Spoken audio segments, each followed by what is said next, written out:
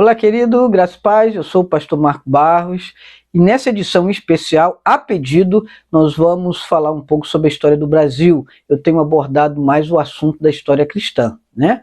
Então nós vamos falar um pouco aí, uma breve introdução da história do Brasil, particularmente o período colonial, onde nós vamos dividir em blocos os assuntos para que o vídeo não fique longo e você possa ver e compartilhar, tá ok? Então nós vamos abordar uma introdução ao período colonial. Vamos lá? Quando a gente fala da introdução ao período colonial, nós estamos falando daquele período de 1500 a 1530, o período compreendido entre o século XV e século XVI. Ele apresentou um significativo crescimento comercial na Europa, tendo então uma demanda grande, cada vez maior, por artigos de luxos vindo de fora, o que vai estimular o florescimento do comércio marítimo, né? E que vai se tornar, podemos dizer, conhecido, né, como a Era das Grandes Navegações. Você deve recordar, né, sobre a Era das Grandes Navegações. Neste contexto, burgueses e ricos, reis, começam então a articular capital para investir em trocas essas internacionais, que são facilitadas pela chegada de tecnologias, e podemos citar a pólvora, a bússola, o astrolábio e o papel, né? E aí a gente vai citar a invenção da imprensa por Gutenberg, que vai, de uma maneira incrível, popularizar conhecimentos antes que eram restritos a poucos. E esse novo modelo de embarcação também vai permitir viagens mais longas com uma menor tripulação. Enquanto isso, nós temos também narrativas famosas, né? Como podemos citar a narrativa de Marco Polo, que vai atiçar a curiosidade de empreendedores europeus com esses relatos de riquezas incríveis. Então isso, de certa maneira, vai estimular a essa questão das navegações. Temos também a questão da Igreja Católica, que por sua vez viu nessas viagens uma oportunidade de catequizar os gentios, né, e reagir contra o crescimento das igrejas reformistas. Nós estamos falando desse período também que converge aí com a Reforma Protestante, né? Então isso também é um ponto interessante. Vamos às considerações sobre a historiografia da colonização. É importante a gente entender essa historiografia.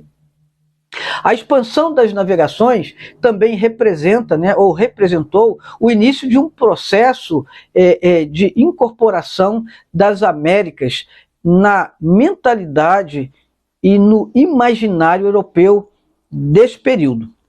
Além de se constituir como um período de difusão cultural, também é o início de um processo de mundialização. É importante citar e destacar essa questão. Todos esses fatores, em maior ou menor medida, deram vida à colonização brasileira, né? Conforme nós vamos expor aqui ao longo das edições e de cada bloco, né, que nós vamos gravar em vídeos curtos para que você possa entender com mais tranquilidade. Nós vamos falar agora sobre as interpretações clássicas desse projeto colonial. E é interessante a gente entender esse projeto, né? A era dos descobrimentos mudaria de forma crucial o modo como os europeus viam o mundo, abrindo também assim os seus horizontes de forma radical e irreversível. Nós vamos citar aí no início do século XVI os limites geográficos dos povos do Velho Mundo, a começar pelos ibéricos, que seriam expandidos extraordinariamente, né? E teríamos aí também essa variedade de mercadorias disponíveis que alcançaria novos níveis. Essa dilatação dos territórios sob influência europeia inevitavelmente alcança as terras americanas. Essas terras americanas já ocupadas por milhares de etnias indígenas, Entre essas encontravam-se as terras reivindicadas pelo Reino de Portugal, tá ok? Conformando assim parte do Império Ultramarino Português. Então a gente destaca aí essa introdução. E é importante e é significativa, né? As décadas iniciais de exploração promovidas pela coroa portuguesa se resumiram, tá? Se resumiram a expedições de reconhecimento do território, esse território recém-adquirido, tá? Instalações precárias, elas vão ser estabelecidas a fim de explorar o pau-brasil, né? Nesse primeiro momento, ok? Esse primeiro momento, esse era o objetivo, né?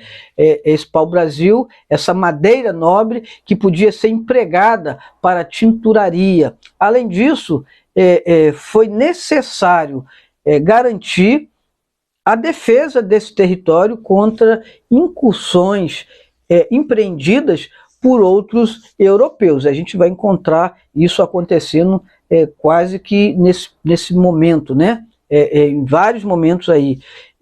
Por exemplo, podemos citar os franceses, os quais também tinham interesse na extradição do pau-brasil, ou melhor, na extração do pau-brasil, que podia ser obtido por meio de alianças com os povos indígenas. E aí a gente cita os tupinambás, que eram declaradamente inimigos dos portugueses. Então, havia essa questão.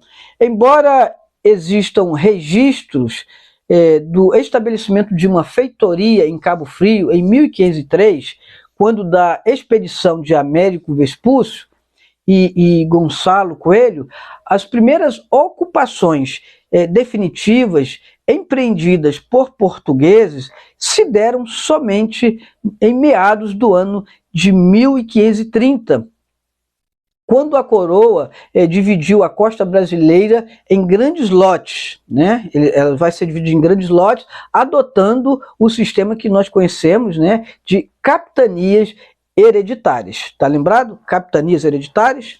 Então, foi a partir desse momento, portanto, que efetivamente se iniciou todo o processo de colonização do que chamamos de América Portuguesa. Ok? Então, exatamente dentro nesse período e dentro desses fatos ocorridos, tá?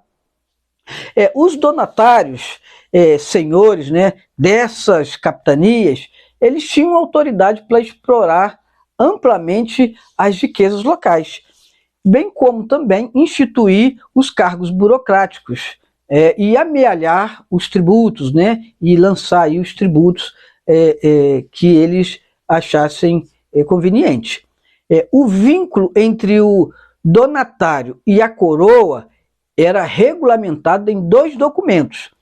E esses documentos vão estabelecer quanto dos rendimentos da capitania deveria ser transmitido para a coroa, para Portugal, bem como também os deveres do donatário. Então nós temos 2 documentos, a carta de doação e a carta de foral. Então esse é o cenário introdutório, tá? Nós vamos encerrar aqui esse primeiro bloco e no próximo nós damos continuidade à introdução a esse período colonial do nosso querido Brasil, né? Esse período histórico que tem muita coisa para destacar e para acrescentar o nosso conhecimento. Deus te abençoe. Beijo no coração.